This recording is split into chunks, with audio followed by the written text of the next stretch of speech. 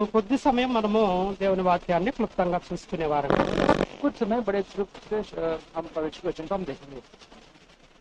సమూయేలు రెండవ గ్రంథము और दूसरा सैमुएल 22వ అధ్యాయము और उसका 22 క్షమించండి 23వ అధ్యాయము और 23 సమూయేలు రెండవ గ్రంథము 23వ అధ్యాయము और दूसरा सैमुएल 23 अध्याय 23వ అధ్యాయము 23 अध्याय 10వ వచనాన్ని అందరం కూడా కలిసి చదువుకుందాం. और 10 वचन को हम सब मिलकर पढ़ेंगे। చదువుకుందాం. हम सब पढ़ेंगे। वे कमर बांध कर చేయి చెదిరిపని కత్తి దానికి అంటుకొని పోవు వరకు ఫిలిష్తీయులను హతము చేయించు వచ్చెను. ఆ దినమున యెహోవా ఇశ్రాయేలీయులకు గొప్ప రక్షణ కలుగజేసెను. దోపుడు సొమ్ము పట్టుకొనుటకు మాత్రము జనులు అతని వెనుక వచ్చిరి. ప్రభు యొక్క సహాయం కొరకై చిన్న ప్రార్థన మనం చేసుకుందాం. परमेश्वर की शादी में छोटी प्रार्थना करेंगे।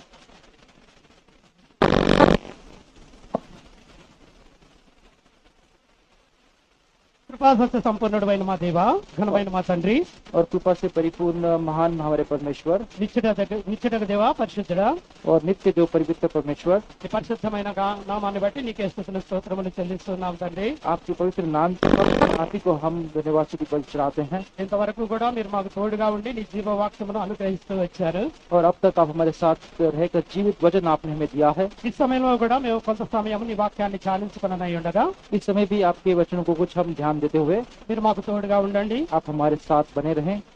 ఈ కృపను మాకు దయచేయండి. आपका अनुग्रह हम पे दीजिए। నీ దాసుడిని ప్రేమతో జ్ఞాపకం చేసుకోండి. आपके दास को बड़े प्रेम से स्मरण करें। కొన్ని మాటలను మేము ధ్యానించనై ఉండగా और कुछ अंशों को जब हम ध्यान देते हैं, మా మాటలు మా తలంపులు కాక हमारे विचार हमारे सोच ना होते हुए, నీ మాటలు నీ తలంపులనే ప్రకటించడానికి సహాయం చేయండి. और आपके विचार आपकी सोच आने में ही आप सहायता दें। నీ హృదయంలో భద్రపరచుకోవడానికి కృపను అనుగ్రహించండి. आपके वचन को सुनकर हृदय में बांधने के लिए आपकी हमारी सहायता दें। ఎంత నిమిత్తం మమ్మల్ని ఇక్కడ సమకూరుస్తూ వచ్చావో और इस पक्ष में आपने हमें यहाँ पे इकट्ठा किया है, నీ యొక్క ఉద్దేశాన్ని నెరవేర్చుకోవలసిందిగా और ప్రార్థిస్తున్నాం. आपके उद्देश्य को हमारे बीच में पूरा करें, ये प्रार्थना करते हैं। వినగల చెవులు, గ్రహించగల మనసు దయచేయవలసిందిగా వేడుకుంటున్నాం. और सुनने वाले कान और ऐसा मन आप अपने प्रियजनों को दीजिए। మా ప్రభును రక్షకుడైన యేసు నామములో ప్రార్థించి వేడుకుంటున్నాము తండ్రి. हमारे प्रभु यीशु मसीह उद्धारकर्ता के नाम में हम विनती करते हैं, सुनिए और ग्रहण करें। ఆమేన్.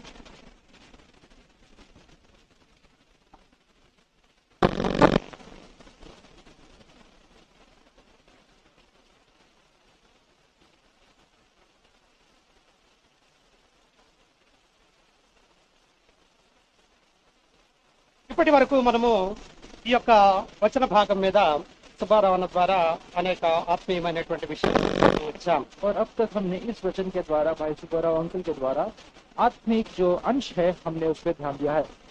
దావీదును దేవుడు రాజుగా ఎన్నుకున్న తర్వాత और परमेश्वर ने जब दाऊद को राजा जब चुना, అనేక మంది శత్రువులను దేవుడు దావీదు పక్షంగా జయిస్తూ వచ్చాడు. और कई शत्रु है दाऊद परमेश्वर ने दाऊद को उनके ऊपर विजय दिया है। దావీదు దగ్గర అనేక మంది నమ్మకమైనటువంటి దాసులు ఉంటూ వచ్చారు. और दाऊद के पास में कितने ही उसके विश्वास योग्य उसके दास थे। ముఖ్యంగా ఒక 37 మంది దాసులు దావీదు దగ్గర ఉంటూ ఉన్నారు. और 37 जो लगभग 37 ऐसे जो उसके जो विश्वास योग्य उसके साथ दास थे। ఆ 37 మంది కూడా బలాఢ్యులైనటువంటి వారు. और ये सारे जो 37 जो उसके साथ जो दास थे, ये वीर लोग थे। మంచి బలవంతులు, अच्छा बल उनमें था, శరీర దార్ఢ్యం బాగా కలిగినటువంటి వాళ్ళు. और शरीर बड़े ही वो बलवान थे। ఈ 37 మందిలో కూడా 7 ఇంకా ముఖ్యమైనటువంటి వాళ్ళు ఉన్నారు. और इन 37 में से जो 4 है 7 जो है वो बहुत प्रमुख थे। ఈ 7 కూడా ఇంకొక 4 ఇంకొక ముఖ్యమైనటువంటి వాళ్ళు और ఉన్నారు. इन 7 में 3 जो और भी उससे प्रमुख थे, 4 जो थे और भी प्रमुख थे। ఇంకా 3 ఇంకా ప్రాధాన్యమైనటువంటి వాళ్ళు ఉన్నారు. और 3 उसमें से वो बहुत प्रमुख थे। 37 మెంబర్స్, और 37 जो संख्या थी, 4 + 3 और उसमें से 4 और ये 3 7. और 7 लोग। ఈ 7 చాలా ప్రధానమైనటువంటి వాళ్ళు, और ये 7 जार बहुत प्रमुखता वो रखते थे। ఆంతరంగికులైనటువంటి వాళ్ళు, और వెరీ క్లోజ్. हाँ, और उससे बड़े उसके नजदीक उसका उनके साथ संबंध था। ఇందులో ఎలియాజర్ అనేటువంటి ఒక వ్యక్తి ఉన్నాడు. और उसमें एलियाजर नामक एक व्यक्ति था। దోదో కుమారుడైనటువంటి ఎలియాజర్ అని చెప్పి ఇక్కడ రాయబడుతూ और వచ్చింది. दोदो कुमार का वो पुत्र हो ऐसे लिखा है। అతని యొక్క గొప్పతనం ఏంటంటే और उसकी महानता क्या थी? యుద్ధంలో ప్రవేశించినప్పుడు और जब युद्ध में वो प्रवेश करता था, తన చేత కత్తి పట్టుకున్నప్పుడు जब हाथ में जब वो तलवार लेता था శత్రువుల్లో గుండా వెళుతూ और शत्रुओं के पास जब वो जाता था కత్తి చేత ప్రతి ఒక్కరిని కూడా హతం చేసుకుంటా వెళ్తా ఉంటాడు. और तलवार से हर एक की वो हत्या करते थे। ఎదురుగా ఎంతమంది ఉన్నా సరే चाहे उसके सामने कितनी भी संख्या क्यों ना हो, తన కత్తికి తిరుగుండదు. और उसके जो तलवार है वो रुकता नहीं था।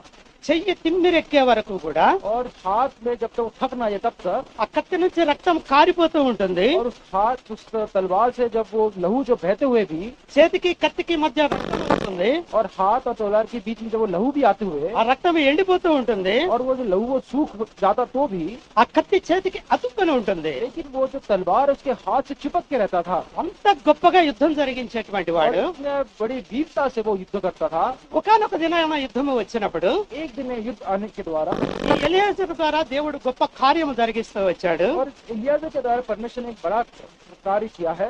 9వ వచనాన్ని మనం చూసినట్లయితే और 9 वचन यदि हम देखें तो 9వ వచనంలో రాయబడిన మాట, ఇతని తరువాతి వాడు అహీహోయుడైన దోదో కుమారుడైన ఎలియాజరు, ఇతడు దావీదు ముగ్గురు బలాఢ్యులలో ఒకడు. और उसके बाद वही दौदा का पुत्र एलियाजर था। वो उस समय दाऊद के संग तीनों वीरों में से था, जबकि उन्होंने युद्ध के लिए एकत्रित हुए फिलिस्तीयों को ललकारा इस्राएल पुरुष चले गए थे। దావీదుకు చాలా దగ్గరగా ఉండేటువంటి వాళ్ళలో ముగ్గురులో ఒకడు. और जो तीन जो लोग जो दाऊद के एकदम नजदीक और संबंध थे, उसमें से ये एलियाजर एक प्रमुख था। ఈ ఎలియాజరు ఒక యుద్ధం వచ్చినప్పుడు ఏం చేశాడు అంటే, ये एलियाजर ने जब एक युद्ध आया तो उसने क्या किया? యుద్ధమునకు కూడి వచ్చిన ఫిలిస్టీయులు ఇజ్రాయెల్ను తిరస్కరించి ఢీకొని వచ్చినప్పుడు ఇజ్రాయేలీలు వెళ్ళిపోగా ఇతడు లేచి, और यहाँ पे लिखा है, जबकि उन्होंने युद्ध के लिए एकत्रित हुए फिलिस्तीयों को ललकारा इस्राएली पुरुष चले गए थे। ఫిలిస్టీయులు యుద్ధానికి వచ్చారు. तो यहाँ पे युद्ध करने के लिए तैयार है। ఇజ్రాయేలీలు వాళ్ళని చూసి వెళ్ళిపోతూ ఉన్నారు. इस्राएल उनको देख कर पीछे जा रहे हैं, వాళ్ళని చూసి భయపడినటువంటి వాళ్ళుగా ఉన్నారు. उनको देख के डर गए हैं వాళ్ళు వెనకడుగు వేస్తూ ఉన్నారు. और पीछे कदम हटा चल అయితే रहे हैं। ఇతడు లేచి लेकिन ये उठकर యుద్ధం చేస్తా ఉన్నాడు. अब युद्ध कर रहा है। యుద్ధం చేసేటప్పుడు ఎలా చేస్తూ ఉన్నాడంటే, लेकिन युद्ध करते हुए कैसे कर रहा है? చేయి తిమ్మిరి వచ్చే వరకు, और जब అంటే तक చేయికి స్పర్శ లేదు ఇక. अब हाथ जब से थक, उसका अर्थ है कि उसके हाथ में कुछ स्पर्श नहीं था। ఆ విధంగా యుద్ధం జరిగిస్తూ వచ్చాడు. ऐसे जैसे वो युद्ध कर रहा था ఫిలిస్టీయులను హతము చేస్తూ వచ్చాడు. और फिलिस्तीन को वो खत्म कर रहा था। ఆ హతము చేస్తూ వచ్చినటువంటి దినమున, और वो खत्म करने के दिनों में, ఆ దినమున उस दिन, యెహోవా ఇజ్రాయేలీలకు గొప్ప రక్షణ కలుగజేసెను. और यहोवा ने उनको एक बड़ा विजय दिया, గొప్ప రక్షణను కలుగజేస్తూ వచ్చాడు. और बड़ा विजय और वहाँ पे दिया है। వెనక్కి వెళ్ళినంత ఇశ్రాయేలీలందరూ కూడా వచ్చారు. पीछे गए जो इजराइल थे वो भी अब आए हैं, सामने आए हैं। ఎందుకు వచ్చారు? आए हैं చనిపోయినటువంటి ఆ ఫిలిస్టీయుల యొక్క దోపుడు సొమ్ము దోచుకోవడానికి వచ్చారు. और जो फिलिस्ती लोग जो वहाँ पे मृत्यु पाए हैं, उनके सारा जो सामान है उसे लेने आए हैं। వాళ్ళ దగ్గర ఉన్నటువంటి వస్తువులు, उनके पास जो सामान है, ఒకవేళ వాళ్ళ దగ్గర ధనం ఉంటే ధనం, और कहीं उनके धन हो तो, వాళ్ళ దగ్గర ఆభరణాలు ఉంటే ఆభరణాలు, और उनके जो आभूषण है तो, వాళ్ళ దగ్గర దుస్తులు ఉంటే అవి, और उनके पास जो हथियार है वो, ఇటువంటి వాటిని తీసుకోవడానికి వచ్చారే కానీ और ये सब लेने के लिए आए। लेकिन వాళ్ళతోటి యుద్ధం చేయలేదు. उनसे उन्होंने युद्ध नहीं किया है। యుద్ధం చేసింది ఎలియాజరు. युद्ध करने वाला एलियाजर है। ఆ దినమున उस दिन యెహోవా ఇశ్రాయేలీలకు గొప్ప రక్షణ కలుగజేస్తూ వచ్చాడు. और परमेश्वर ने इस्राएलियों को एक बड़ा विजय दिया है। గొప్ప రక్షణ కలుగజేసేది దేవుడే. और बड़ा विजय उधार देने वाला परमेश्वर ही है। ఎవ్వరు ఎవరిని కూడా రక్షించలేరు. कोई किसी को बचा नहीं सकता। దేవుడే రక్షించగలిగినటువంటి परमेश्वर వాడు. ही केवल बचाने योग्य है। ఇదే ఫిలిస్టీయుల్లో यही फिलिस्ती గొల్యాతు అనేటువంటి వాడిని గురించి కూడా సహోదరుడు చెప్తూ వచ్చాడు. के विषय में भी अंकल कहते आए, సుబ్బారావు అని చెప్తా వచ్చాడు అన్నమాట. भाई सुब्बाराव ने ये बात को कहा था। సమయాలు మొదటి గ్రంథంలో మనం ఒక మాటను చూసినట్లయితే और पहला शमूएल के पहले अध्याय में यदि एक बात को देखें, 19వ వచనము, और 19वां 19వ वचन, అధ్యాయము, 19 अध्याय, और क्षमा करें, पहला शमूएल उसके 19 अध्याय, 19 अध्याय 5 वचन, उसका 5 वचन। और उसने अपने प्राण पर खेलकर उस फलिश्तियों को मार डाला, और यहोवा ने समस्त इस्राएलियों की बड़ी जय कराई। इसे देखकर तू आनंदित हुआ था, और तू दाऊद का अकरण मार कर निर्दोष के खून का पापी क्यों बने? 5వ వచనాన్ని చదువుకుందాం. అతడు ప్రాణమునకు తెగించి ఆ ఫిలిస్టీని చంపగా యెహోవా ఇశ్రాయేలీయులకందరికీ గొప్ప రక్షణ కలుగజేశాను. అది నీవే చూచి సంతోషించితివి కదా. నిష్కారణంగా దావీదును చంప నిరపరాధి యొక్క ప్రాణం తీసి నీవెందుకు పాపము చేయదువని మనవి చేయగా. దావీదు ఇక్కడ చేసినటువంటి పనిని సౌలు యొక్క కుమారుడైనటువంటి యోనాతాను తన తండ్రితో చెప్తూ ఉన్నాడు. दाऊद ने जो यहाँ पे काम किया है उसके पक्ष में साउल का जो पुत्र योनाथन है उस विषय में वो कह रहा है ఆ దినమున దావీదు ద్వారా గొప్ప రక్షణ దేవుడు కలుగజేస్తూ వచ్చాడు. उन दिनों में दाऊद के द्वारा एक बढ़ान विजय को दिया गया है. తన ప్రాణమును లెక్క చేయక దావీదు యుద్ధం చేస్తూ వచ్చాడు. अपने प्राण न उसके ऊपर ध्यान देते हुए उसने युद्ध किया है. ఇశ్రాయేలీలందరికీ దేవుని ద్వారా గొప్ప రక్షణను అనుగ్రహిస్తూ వచ్చాడు. इजराइल के और परमेश्वर ने इजराइलों को दाऊद के द्वारा बड़ा विजय दिया है, उद्धार दिया है. ఆ దినమున గొప్ప రక్షణ వచ్చింది. उस दिन पे महान उसका उद्धार आया है.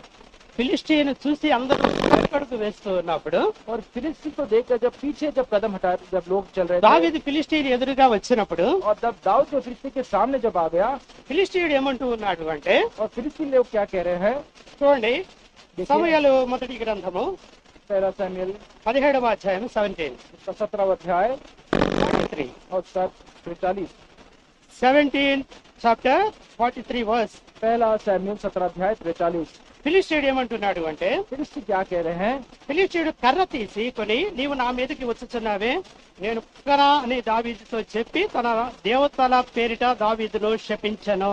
तब दाऊद से कहा क्या मैं कुत्ता हूँ कि तू लाठी लेकर मेरे पास आता है. तब फिलिस्ती अपने देवताओं के नाम लेकर दाऊद को कोसने लगा. యుద్ధానికి వెళ్లే వాళ్ళందరి దగ్గర కత్తి ఉంటుంది, డాలు ఉంటుంది. और जो युद्ध में जाते हैं उनके पास में एक तलवार होती है, एक ढाल होती है. ఫిలిస్టీని ఎదురుగా గొలియాతు ఎదురుగా ఒక మనిషి ఉన్నాడు. और फिलिस्ती के सामने उनके सामने व्यक्ति है. ఫిలిస్టీని చేతిలో కత్తి ఉన్నది, फिलिस्ती के हाथों में तलवार है ఆ మనిషి చేతిలో డాలు ఉన్నది. और उसके सामने जो व्यक्ति उसके हाथ और उसके हाथ में ढाल भी है. డాలు అంటే ఆ ఎదురుగా వెళ్ళేటప్పుడు ఎవరన్నా కత్తితోటి తనను చంపాలని చూసినప్పుడు దాన్ని అడ్డం పెట్టాలి. और ढाल का अर्थ यही है कि यदि कोई सामने से कोई उस पे वार करे तो उस ढाल से उस वार से बचे దాని ద్వారా తన దేహాన్ని కాపాడుకుంటా और ఉంటారు. उसके द्वारा अपने शरीर को वो बचा लेते हैं. అయితే ఈ ఫిలిస్టీయుడు డాలు మోయడానికి ఒక మనిషిని పెట్టుకున్నాడు ముందు. लेकिन ये जो फिलिस्ती जो है एक उसको बचाने के लिए एक व्यक्ति को ढाल देकर उसने खड़ा किया है ఒక పెద్ద కత్తిని పట్టుకొని ఉన్నాడు. और एक बड़ा तलवार लेके खड़ा है.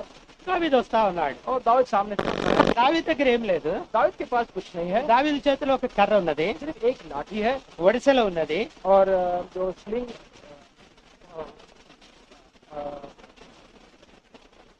गुफान हम कह सकते हैं.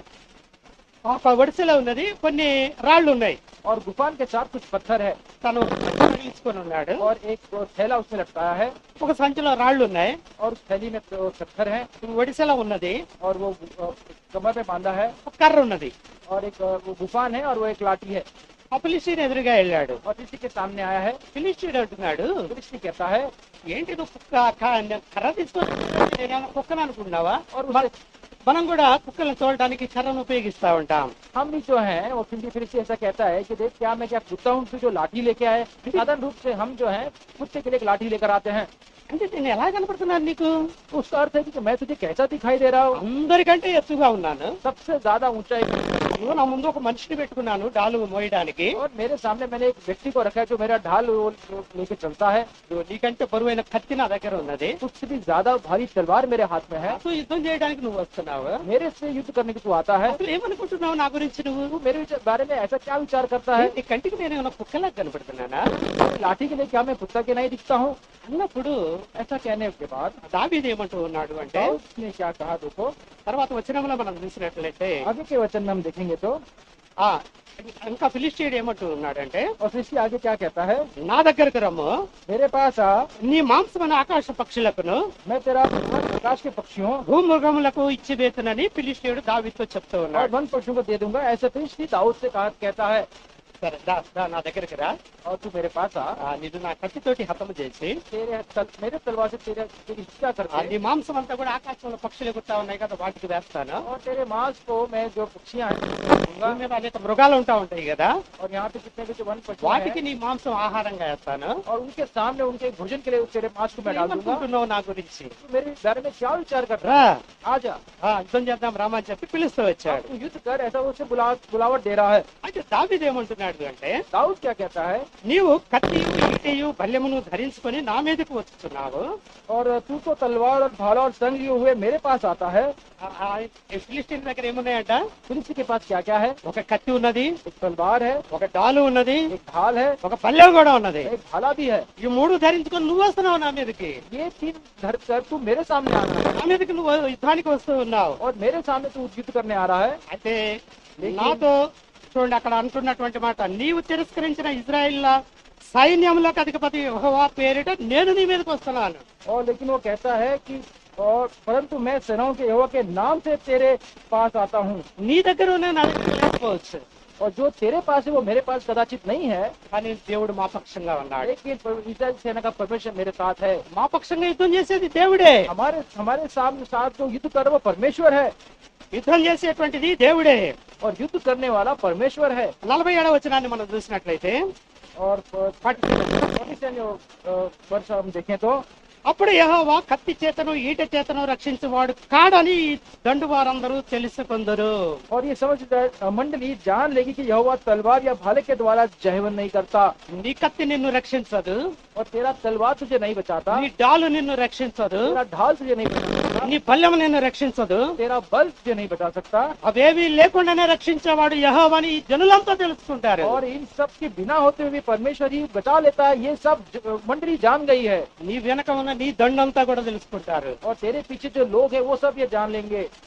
ఆ తర్వాత इसके बाद దావీదు ఆ రాయిని తీసుకొని और दाऊद जो है एक पत्थर लेते हुए ఆ వడిసెలలో పెట్టేసి उस गुफान में डालकर గురి చూసి ఆ ఫిలిస్టీని యొక్క నుదుటి మీద కొట్టాడు. और उसे घुमाकर जो उसके फिलिस्ती के मस्तक के मध्य में उसे मारा है। వెంటనే ఫిలిస్టీలు పడిపోయాడు. तुरंत वो गिर गया है। ఫిలిస్టీలు పడిపోగానే और फिलिस्ती गिरते ही దావీదు ఫిలిస్టీన్ దగ్గరకు వచ్చాడు. और दाऊद जो है फिलिस्ती उनके पास आया है। 50వ వచనం నుంచి మనం చూస్తే 50, और 50 वचन में यदि देखें, దావీదు ఫిలిస్టీన్ కంటే బలాఢ్యుడై और दाऊद ने फिलिस्ती पर तब दाऊद दौड़ कर फिलिस्ती के ऊपर खड़ा हुआ ఖడ్గము లేకయే और तलवार पकड़कर వడిసెలతోనూ రాతితోనూ ఆ ఫిలిస్టీని కొట్టి చంపాను. और म्यान से खींचे और उसको घात कर दिया। తన దగ్గర కత్తి లేదు, और उसके हाथ में तो तलवार नहीं है, అయినా కూడా ఫిలిస్టీని చంపాడు. तो भी फिलिस्ती को मार गिराया। అక్కడ రాయబడినటువంటి మాటను మనం చూస్తే, वहाँ पे लिखी हुई बात को पढ़े तो వాడు బోర్లా పడగా, उसके 51వ వచనం 51, 51 में लिखा है, వాడు బోర్లా పడగా और वो गिरते ही దావీదు పరిగెత్తుకుపోయి और दाऊद वहाँ पर भागकर ఫిలిస్టీని మీద నిలుచుండి फिलिस्ती के ऊपर खड़े होकर వాని కత్తి వరదూసి और उसकी तलवार पकड़कर దానితో వాని చంపి उससे घात करते हुए వాని తలను తెగవేశాను. उसके सर उसी तलवार से काट ली। ఆ ఫిలిస్టీయులు తమ శూరుడు చచ్చుట చూచి పారిపోయిరి. और ये देखकर फिलिस्ती उसकी हत्या देखकर वहाँ से भाग गए। ఇక్కడ మనం గమనించినట్లయితే इधर ध्यान दे तो ఏం జరిగింది అంటే, क्या यहाँ पे घटा है, వడిసెలతో రాయితో ఎప్పుడైతే ఫిలిస్టీని దావీదు చంపుతూ వచ్చాడో, और पत्थर के द्वारा जब दाऊद ने फिलिस्ती को मार दिया, ఫిలిస్టీయుడు కింద పడిపోయాడు. तो फिलिस्ती नीचे गिर गया। దావీదు అతని దగ్గరకు వచ్చాడు, दाऊद उसके पास आया, అతని కత్తి తీసుకున్నాడు. उसका तलवार ले लिया, తన దగ్గర కత్తి లేదు, उसके पास तलवार नहीं है, అతని కత్తి తీసుకున్నాడు. और उसका तलवार ले लिया అతని తలను తెగనరికాడు. और उसके सिर को उस तलवार से काट दिया। ఏం జరిగింది ఇక్కడ? इधर क्या हुआ है, ఫిలిస్టీయుడు ఏమంటూ వచ్చాడు? फिलिस्ती क्या कहते आया है, రా నా దగ్గరకు రా, నిన్ను తెగనరికి ఆకాశ పక్షులకి మాంసం వేస్తానన్నాడు. और आ तू मेरे पास आ जा, तेरी हत्या करके तेरे मांस को मैं पशु पक्षियों को दे दूंगा। చివరికి ఏం జరిగింది? और लेकिन क्या घटा है, ఆ ఫిలిస్టీని తలనే దావీదు తెగనరుకుతూ వచ్చాడు. और फिलिस्ती के सिर को ही दाऊद ने काट दिया है। ఇక్కడ యుద్ధం చేసింది ఎవరు? इधर युद्ध करने वाला कौन है, యెహోవాయే యుద్ధం చేసినటువంటి వాడు ఇక్కడ. और यहोवा ने यहाँ पे युद्ध किया है। ఆ చూడండి అక్కడ 47వ వచనం 47 లో మనం చూసినట్లయితే और जो पहले वर्ष 45 वर्ष में पढ़ा, దావీదు అన్నటువంటి మాటను మనం చూస్తూ వచ్చాం. और दाऊद ने जब इस बात को कहा, ये देखा हमने, అప్పుడు యెహోవా కత్తి చేతను ఈట చేతను రక్షించేవాడు కాడని ఈ దండు వారందరూ తెలుసుకుందరు, యుద్ధము యెహోవాదే. और समस्त मंडली जान लेगी कि यहोवा तलवार या भाले के द्वारा जय नहीं करता, इसलिए कि तो संग्राम यहोवा का ही है। దావీదు ఏమంటూ ఉన్నాడు? दाऊद क्या कह रहा है? యుద్ధం చేసేది దేవుడు. और युद्ध करने वाला परमेश्वर है। నీ చేతిలో కత్తి ఉండొచ్చు, तेरे हाथ में तलवार हो నీ सकता है, చేతిలో డాల్ ఉండొచ్చు, तेरे हाथ में ढाल हो सकता है, నీ చేతిలో బల్యం ఉండొచ్చు, तेरे हाथ में भाला हो सकता నా है, చేతిలో అవేమీ లేకపోవచ్చు. मेरे हाथ में ये सब कुछ नहीं है। నా పక్షంగా దేవుడే యుద్ధం చేస్తాడు. मेरे पक्ष में परमेश्वर ही युद्ध करेगा, యుద్ధము యెహోవాదే. क्योंकि युद्ध यहोवा का है। దేవుడు వాళ్ళ పక్షంగా యుద్ధం చేస్తూ వచ్చాడు. परमेश्वर उनके पक्ष में युद्ध कर रहा था దావీదు ఆ ఫిలిష్తీయుని యొక్క తలను తెగ నరుకుతూ వచ్చాడు. और दाऊद ने उस फिलिस्ती के सिर को काट दिया है ఇశ్రాయేలీలకు గొప్ప రక్షణను అనుగ్రహిస్తూ और వచ్చాడు. इस्राएल को एक महान विजय उधार दे दिया है। అయితే సౌలు लेकिन साउल जो है దావీదును చంపాలని ప్రయత్నం చేస్తూ ఉన్నాడు. और दाऊद को मारने का वो प्रयास कर रहा है। ఎందుకు చంపాలని ప్రయత్నం చేస్తూ ఉన్నాడంటే, क्यों प्रयास कर रहा है कहने से, యుద్ధము ముగించుకొని దావీదు వచ్చేటప్పుడు और युद्ध समाप्त करके दाऊद जब वहां पर वापस आया జనులంతా కూడా కేకలు వేస్తూ ఉన్నారు. और सारी प्रजा यहाँ पे उसकी कर रही थी। ఆ 18వ అధ్యాయము, మొదటి సమూయేలు 18వ అధ్యాయం 18 और पहला शमूएल 8 अध्याय 18వ వచనము 7వ వచనాన్ని మనం చూస్తే 7 और 7 वचन यदि हम देखें तो ఆ 7వ వచనంలో రాయబడినటువంటి మాట, వాళ్ళు వస్తూ ఉన్నప్పుడు యుద్ధం ముగించుకొని ఇశ్రాయేలీలంతా కూడా వాళ్ళ దోపిడి సొమ్ము అంతా కూడా తీసుకొని వచ్చేటప్పుడు ఫిలిష్తీయులు పారిపోయినప్పుడు और यहाँ पे हम जब देखते हैं कि जब इजरायली जो जो दाऊद के साथ जब सारा जो फिलिस्तीयों का लूट मार लेके जब वो वापस आ रहे थे ఆ స్త్రీలంతా కూడా వాళ్ళని ఎదుర్కోవడానికి వెళ్ళారు. और ये स्त्रियां वहाँ पे उनको देखने के लिए वहाँ पे गई हैं వాళ్ళు గాన ప్రతిగానములు చేస్తూ ఉన్నారు. और उनके पक्ष में वो गीत को गा रही हैं। వాళ్ళు ఏమని పాడుతూ ఉన్నారు అంటే, गीत को गा रहे हैं। देखिए, సౌలు వేల కొలదియు, साउल ने तो हजारों को, దావీదు 10,000 కొలదియు लेकिन दाऊद ने लाखों को, శత్రువులను హతము చేశాను. और दाऊद ने तो लाखों को मारा है। దావీదేమన్నా 10,000 కొలది శత్రువులను హతం చేశాడంట. और दाऊद जो है वो उसमें 10,000. हाँ 10,000 लोगों को मारा है। సౌలు ఏమన్నా వేల కొలది, థౌజండ్స్. और साउल ने तो हजारों में मारा है।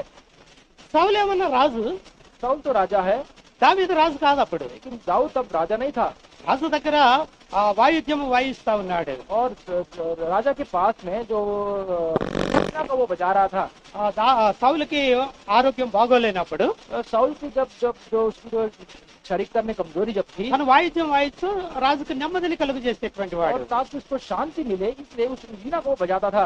యుద్ధము ముగించుకొని వచ్చేటప్పుడు और युद्ध समाप्त होने के बाद రాజును వాళ్ళు ఘనపరచకుండా और राजा ने उसको प्रशंसा करने के बजाय దావీదును ఘనపరుస్తా ఉన్నారు. और दाऊद की वो प्रशंसा कर रहे हैं। సౌలు ఏమన్నా వేల కొలది చంపుతూ వచ్చాడని, और साउल ने तो हजारों को मारा है, लेकिन దావీదేమన్నా 10,000 కొలది చంపుతూ వచ్చాడని दाऊद ने तो 10,000 को मारा है। దావీదును కనపరుస్తూ ఉన్నారు.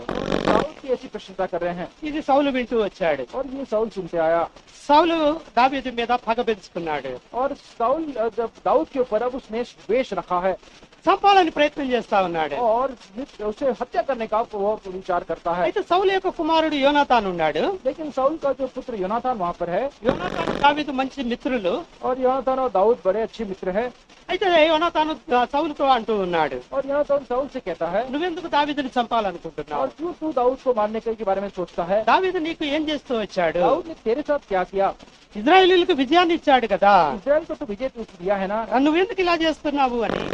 आप ऐसा क्यों कर रहे हो? 19వ అధ్యాయము 19 और 19वां अध्याय 5వ వచనంలో మనం ఇందాక చదువుకున్నట్లుగా, और 5 में यदि ऐसा हम जब पढ़ा, అతడు ప్రాణమునకు తెగించి ఆ ఫిలిష్తీయుని చంపగా ఇజ్రాయేలీలకందరికీ గొప్ప రక్షణ కలుగజేసెను. उसने अपने प्राण पर खेल उस फिलिस्ती को मार डाला और इस्राएल को एक यहाँ पे विजय उधार दिया है। దావీదు చేసింది ఇదే కదా, दाऊद ने तो यही कार्य किया है ना, ప్రాణానికి తెగించి ఫిలిష్తీయుని ఎదురుగా వెళ్ళాడు కదా, और अपने प्राण पर खेल कर फिलिस्ती के सामने चला गया ना, ఫిలిష్తీయుని చంపాడు కదా, फिलिस्तियों को तो मार दिया ఇజ్రాయేలీలందరికీ గొప్ప రక్షణ కలుగజేశాడు కదా. और इस्राएल को तो एक महान विजय उधार दे दिया। ఈ రీతిగా దావీదుని ఆ రక్షణని తన తండ్రికి జ్ఞాపకం చేస్తూ ఉన్నాడు. इस स्थिति से दाऊद ने जो कार्य किया है अपने पिता को वो स्मरण करा रहा है। ఈ రీతిగా ఇజ్రాయేలీల పక్షంగా इस रीति से इस्राएल के पक्ष में యెహోవా ఆ దినమున గొప్ప రక్షణ కలుగజేసెను. और परमेश्वर यहोवा ने उस दिनों पे एक महान उद्धार उन्हें दिया था, विजय दिया था। ఈ దినం ఏంటి? आज का दिन మనం ప్రత్యేకమైనటువంటి కోరికని పెట్టుకుంటూ వచ్చాం. अब यहाँ पे विशेष सभा को हमने क्यों रखा है?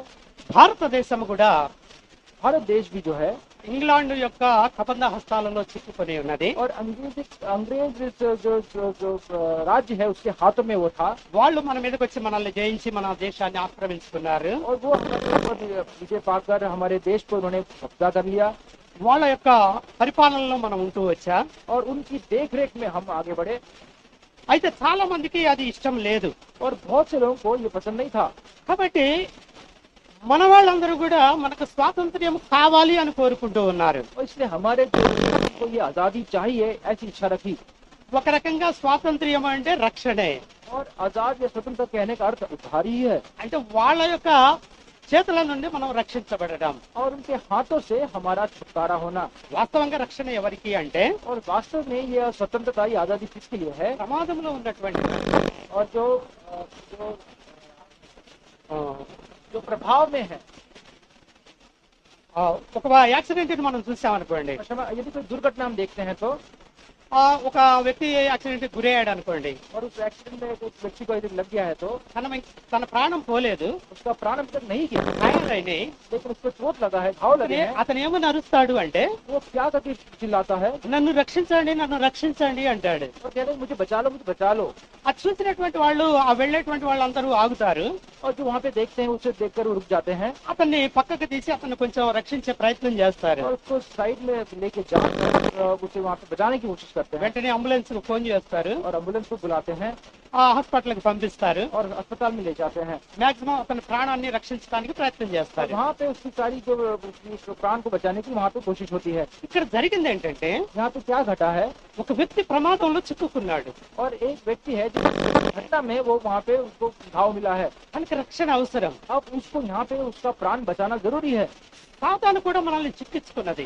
और शैतान ने भी हमारे साथ ऐसा घात किया है తన బంధికానాలో మనం ఉంటూ వస్తూ और ఉన్నాం. उसके बंधुत्व में हम उसने रखा है మనం చేస్తున్నటువంటి పాపాలను బట్టి అతిక్రమాలను బట్టి और हमारे पापों के कारण हमारे अधर्म के कारण సాతాను మనల్ని తన దాసులుగా చేసుకుంటూ और शैतान ने हमको अपना दास बनाते हुए మన మీద అధికారం చెలాయిస్తా ఉన్నది. हमारे ऊपर अधिकार जताता है భారతీయులంతా కూడా స్వాతంత్ర్యం కావాలని పోరాడుతూ వచ్చారు. और भारतीय की जो लोग हैं ये आजादी पाने के स्वतंत्रता पाने के लिए वहाँ पे इच्छा रखी అయితే కత్తులు వీటితోటి యుద్ధం చేయలేదు కానీ तलवार और ऐसा युद्ध वो आजादी का युद्ध नहीं किया శాంతియుతంగానే యుద్ధాన్ని జరిగిస్తా వచ్చారు. और शांति प्रिय आजादी की लड़ाई लड़ी చివరికి యుద్ధ ఫలితంగా మనకి స్వాతంత్ర్యం అనేటువంటిది రావడం జరిగింది. और आखिरी में इस आजादी स्वतंत्रता का दिन हमें भाग मिला ఆగస్టు 15వ తేదీ और 15 अगस्त 1947వ సంవత్సరంలో और 1947 में బ్రిటిష్ వాళ్ళు మన భారతదేశాన్ని విడిచి వెళ్లిపోయారు. और अंग्रेजी लोग हैं हमारे भारत देश को छोड़कर चले गए ఇంకా మీ మీద మా అధికారం ఏమీ ఉండదు, और अब हमारा तुम पर कोई अधिकार ना మీ యొక్క होगा దేశాన్ని మీరే పరిపాలించుకోండి అని और आपके देश की आप ही देखभाल करें ऐसा करें మన దేశాన్ని మనకు అప్పగించి వాళ్ళు వెళ్లిపోయారు. हमारे देश को हमें सौंप कर वो चले गए అయితే సాతాను కింద మనం దాస్యంలో ఉన్నాం. और शैतान के इस दासत्व में हम जब हैं వ్యక్తిగతంగా మనము సాతాను యొక్క దాసులుగా ఉంటూ వచ్చాం. और व्यक्तिगत रूप से हम जब शैतान के दास थे ఎప్పుడైతే మన యొక్క దాసత్వాన్ని దేవుడు చూస్తూ వచ్చాడో, लेकिन जब हमारे दासत्व को परमेश्वर ने देखा ఐగుప్తులో ఉన్నటువంటి ఇజ్రాయేలీని దేవుడు చూస్తూ వచ్చాడు. और मिस्र में जो इजरायली जो उनको जब उसने देखा పాపంలో శాపంలో అంధకారంలో బ్రతుకుతూ ఉన్నారు వాళ్ళు. पाप और अधर्म और श्राप में अंधकार में जब वो जीवन बिता रहे थे ఇజ్రాయేలీని విడిపిస్తూ వచ్చాడు. और इजराइल को जब उसने छुड़ाया వాళ్ళకి రక్షణను కలుగు చేస్తూ వచ్చాడు. उद्धार जब उनको दे दिया మనం కూడా సాతాను యొక్క కబంధ హస్తాల్లో చిక్కుకొని ఉన్నాం. हम भी इस शैतान के हाथों में जकड़े हुए थे మనల్ని కూడా దేవుడు చూస్తూ వచ్చాడు. हमें भी परमेश्वर ने देखा మనల్ని కూడా విడిపించడానికి తన కుమారుడిని పంపిస్తూ और వచ్చాడు. हमको छुड़ाने के लिए अपने प्रिय पुत्र को भेज दिया తన కుమారుడు మనకు స్వాతంత్ర్యాన్ని అనుగ్రహిస్తూ వచ్చాడు. और उसके पुत्र ने हमें वो आजादी स्वतंत्र को दे సాతాను दिया యొక్క బంధికానాల నుంచి మనం విడిపిస్తూ వచ్చాడు. और शैतान के इस बंधुत्व में दासत्व से छुड़ा लिया మన మీద సాతాను యొక్క అధికారం లేకుండా చేస్తూ వచ్చాడు. हमारे ऊपर शैतान का अधिकार ना हो ऐसा उसने कर दिया గలతీ పత్రిక మనం చూసినప్పుడు और गलती को लिखी पत्रिका यदि देखें 5వ అధ్యాయము 5वां अध्याय గలతీ పత్రిక 5వ అధ్యాయం మొదటి వచనాన్ని మనం చూసినప్పుడు, पहला वचन यदि हम पढ़े तो ఈ స్వాతంత్ర్యము అనుగ్రహించి मसीह ने एक स्वतंत्रता के लिए ఎవరు అనుగ్రహించారు ఈ స్వాతంత్ర్యం మనకి? ये स्वतंत्रता किसने दिया है हमें అప్పుడైతే స్వాతంత్ర్యం వచ్చినప్పుడు అర్ధరాత్రి ఆడదై ఒంటరిగా రోడ్ల మీద తిరగొచ్చు అన్నారు. और तब वहाँ पे तो आधी रात में इस रोड पे मध्य रात में हम वहाँ पे फिर सकते थे। అయితే ఆ పరిస్థితులు ఎప్పుడు లేవు. और ऐसी परिस्थिति तब पहले नहीं थी అర్ధరాత్రి గాని పగల కూడా ఇప్పుడు క్షేమంగా బ్రతికేటువంటి రోజులు లేవు. और आधी रात के अभी सुबह के समय भी हम ऐसे जीवन नहीं बिता पाते। అయితే అటువంటి పరిస్థితిలో ఉన్నటువంటి మనకి और ऐसी परिस्थिति में रहे हुए हम जो लोग, సాతాను మన మీద అధికారం చెలాయిస్తూ ఉన్నప్పుడు और शैतान जब हम पर अधिकार जता रहा था, ఆ అధికారాన్ని తొలగించి इस अधिकार को तोड़ते हुए క్రీస్తు మనకి స్వాతంత్ర్యం అనుగ్రహిస్తూ వచ్చాడు. मसीह ने हमें वो स्वतंत्रता हमें दिया है। మనకి ఈ స్వాతంత్ర్యం అనుగ్రహించింది ఎవరు? हमें ये स्वतंत्रता किसने दिया? యేసుక్రీస్తు. प्रभु यीशु मसीह ने। యేసుక్రీస్తు ప్రభు ఈ స్వాతంత్ర్యాన్ని మనకు అనుగ్రహిస్తూ వచ్చాడు. मसीह ने इस आजादी स्वतंत्रता को हमें दिया है। క్రీస్తు మనలను స్వతంత్రులుగా చేసి ఉన్నాడు. मसीह ने स्वतंत्रता के लिए हमें स्वतंत्र किया है। 5వ అధ్యాయం 1వ వచనంలో రాయబడినటువంటి మాట ఇది. और गलती 5:1 में लिखा गया ये बात है। ఎవరు మనల్ని స్వతంత్రులుగా చేసింది ఈ దినాన? इस दिन में हमें आजाद स्वतंत्रता किसने किया है? యేసు ప్రభు. प्रभु यीशु मसीह ने। మరి మనం ఏం చేయాలా? हमें क्या करना होगा? కాబట్టి इसके कारण మీరు हम जो స్థిరముగా నిలచి स्थिर रहते हुए మరలా దాస్యమన కాడి కింద చిక్కుకొనకుడి. फिर दासत्व के जुए में फिर से ना जोतो। ఈ స్వాతంత్రం మనకి క్రీస్తు అనుగ్రహిస్తుంది. ये स्वतंत्रता आजादी प्रभु यीशु मसीह ने हमें दिया है। కాబట్టి మనం ఏం చేయాలి అంటే इसलिए अब हमें क्या करना होगा? ఆ క్రీస్తు యొక్క విశ్వాసములో స్థిరంగా నిలిచేటువంటి వారంగా ఉండాలి. उस प्रभु यीशु मसीह के उस पर विश्वास करते हुए स्थिर रहना है। ఆ విశ్వాసం మనం కొనసాగించేటువంటి వారంగా और ఉండాలి. विश्वास को हमें बचाए रखने वाला बनना మరలా है। లోకం వాళ్ళంగా ఉండకూడదు. फिर मुड़कर संसार की ओर नहीं देखना है సాతాను వైపుకు వెళ్లే వాళ్ళంగా ఉండకూడదు. और शैतान के पास वापस नहीं जाना है। సాతాను యొక్క దాస్యం అనే కాడి కింద మళ్ళా చిక్కుకోవద్దు అంటున్నాడు. और शैतान के दासत्व के जुए के नीचे वापस नहीं आना। మరలా ఆ బానిసత్వంలోకి వెళ్ళొద్దు అంటున్నాడు. फिर इस दासत्व में ना तो वो कह रहा है। ఈ స్వాతంత్ర్యాన్ని మనం ఇలాగనే అనుభవించాలి అంటున్నాడు. इस स्वतंत्रता को इस तरीके से हमें अनुभव करना है वो कहता है। 13వ వచనాన్ని మనం చూసినట్లయితే और 11वां वचन देखे तो 13वां वचन 13వ వచనంలో రాయబడినటువంటి మాట, 13वें वचन में लिखा गया है, సహోదరులారా हे भाइयों। మీరు స్వతంత్రులుగా ఉండటకు పిలువబడితిరి అంటున్నాడు. और यहाँ लिखा है तुम स्वतंत्र होने के लिए बुलाए गए हो। మనందరం ఇక్కడికి ఎందుకు వచ్చాం? हम यहाँ पर क्यों आए हैं? దేవుడు పిలిచాడు మనల్ని. परमेश्वर ने हमें बुलाया है। ఎందుకు పిలిచాడో తెలుసా? इसलिए बुलाया है, बताइए, पता है? స్వతంత్రులుగా ఉండడానికి. और स्वतंत्र आजाद रहने के लिए। నేను మీకు స్వాతంత్ర్యాన్ని ఇస్తూ ఉన్నాను. और मैं तुम्हें आजादी और स्वतंत्रता देता हूँ। ఈ స్వాతంత్ర్యాన్ని మీరు అనుభవించండి. इस आजादी स्वतंत्र को अनुभव ఈ करो। స్వాతంత్ర్యంలో మీరు నిలిచి ఉండండి. इस आजादी में स्वतंत्रता में तुम स्थिर रहो। అందుకే మీరు పిలువబడ్డారు. इसलिए तुम बुलाए गए हो।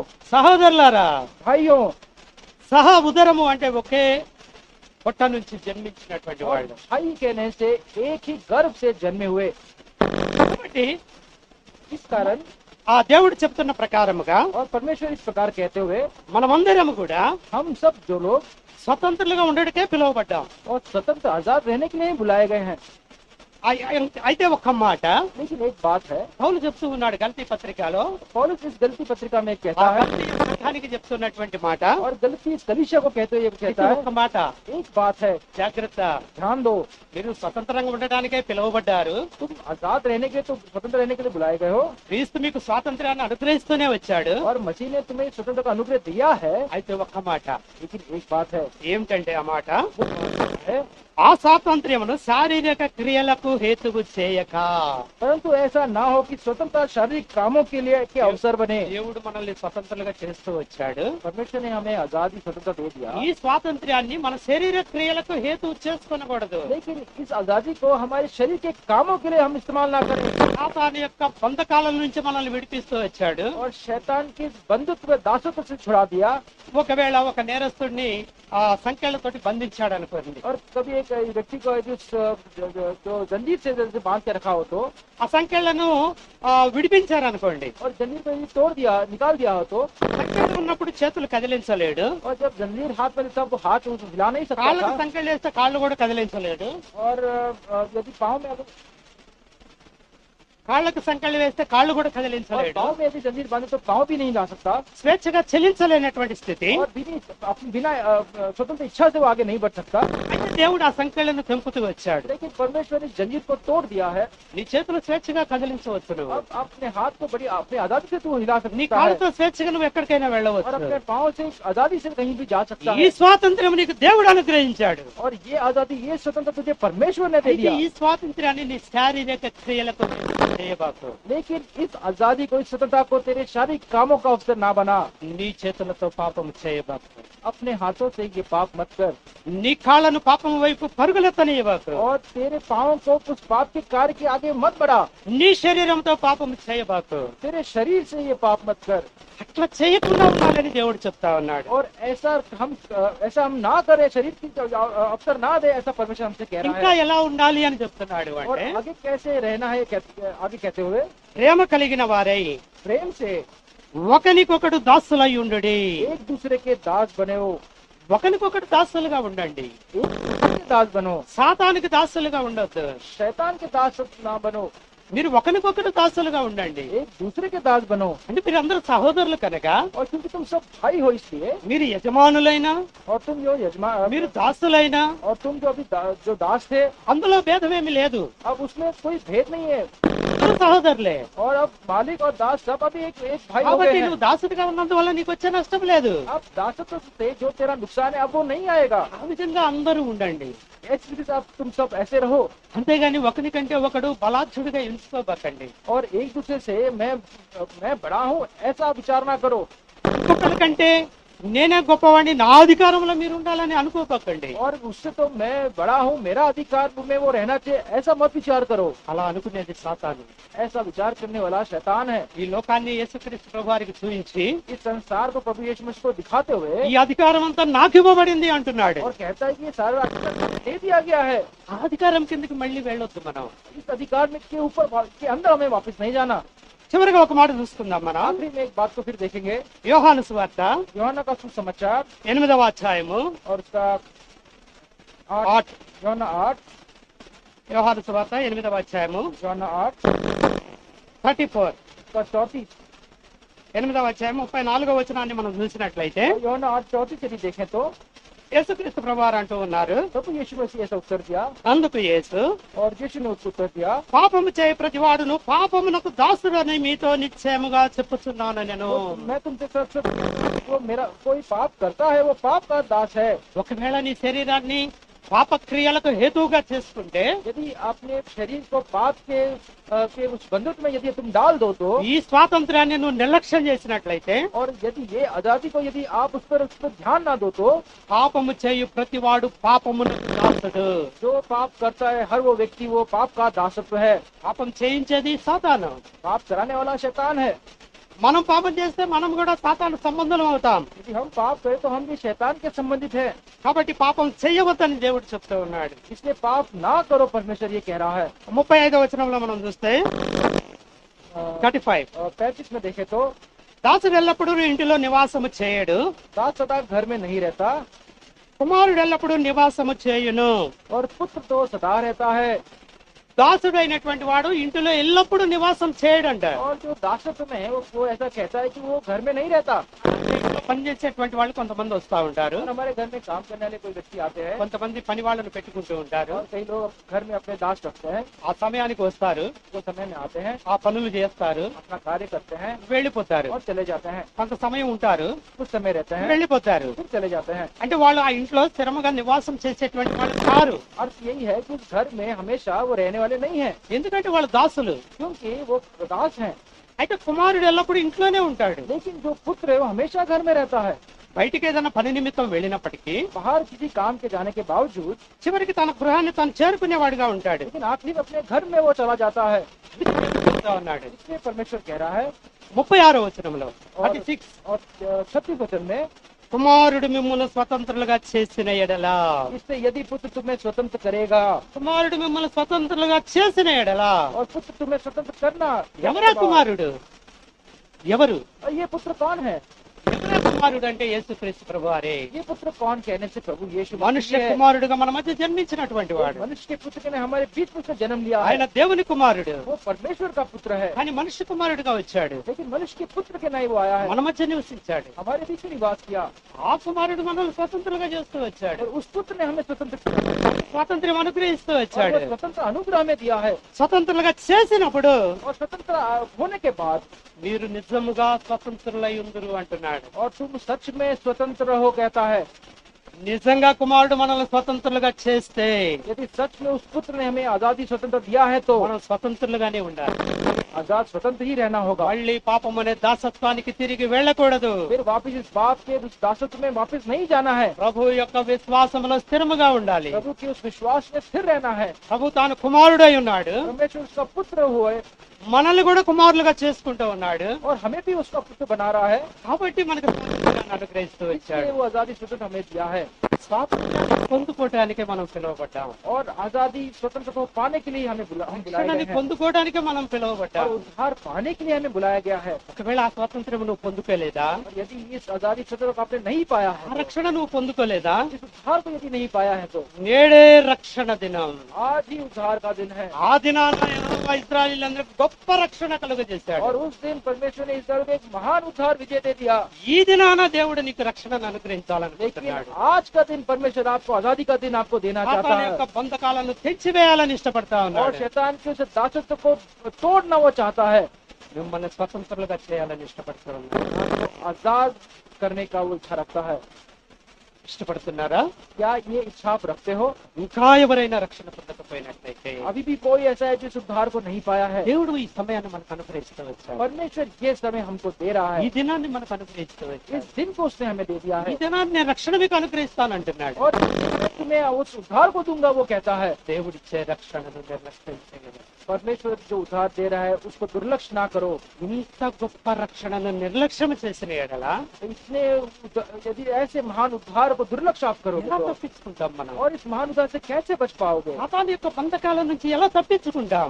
शैतान के बंधुओं को हमें दासों से कैसे बच पाओगे? పాపము వలన వచ్చేటువంటి మరణం నుంచి ఎలా తప్పించుకుంటాం మనం? और पाप के कारण जो मृत्यु आएगी उससे कैसे बच पाओगे? భగభగమండే ఆ అగ్ని గుండము నుండి ఎలా తప్పించుకుంటాం? और धड़कती हुई जो आग उस अग्निकुंड में कैसे बच पाओगे? ప్రియ సహోదరుడా సహోదరి, ये भाई और बहनों, దేవుని యొక్క మాటను నిర్లక్ష్యం, परमेश्वर के इन बातों को आप दुर्लक्ष्य नजरअंदाज ना करो దేవుడిచ్చినటువంటి స్వాతంత్ర్యాన్ని నిర్లక్ష్యం చేయొద్దు. और परमेश्वर की आजादी को नजरअंदाज ना करो దేవుడిచ్చినటువంటి రక్షణను నిర్లక్ష్యం और చేయొద్దు. परमेश्वर ने दिया जो उद्धार है उसको नजरअंदाज ना करो।